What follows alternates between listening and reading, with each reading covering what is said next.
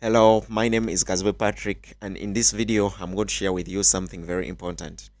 Do you want to throw away your PC because it is very slow? Wait, don't throw it away. Watch this video. It's going to help you fix that problem. So, how do we make our PC run faster? So, what we are going to do, we are going to press Windows button plus R. If you don't know Windows button on your keyboard, let me show you. This is the one I'm talking about. This button is the Windows button I'm talking about in this case.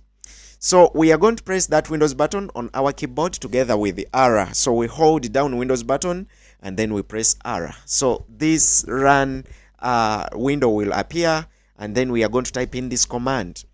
We are going to type in sysdm.cpl. So we are going to go in system settings, and then we modify it such that our PC may become faster. So let's press OK, and then we are going to get this window.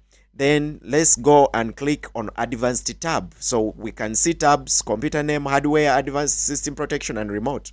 So we are going to click on Advanced tab, and then we are going to go under Performance. Here we can see Performance Group, User Profiles, Startup, and Recovery Group. But for us, we are interested in Performance Group.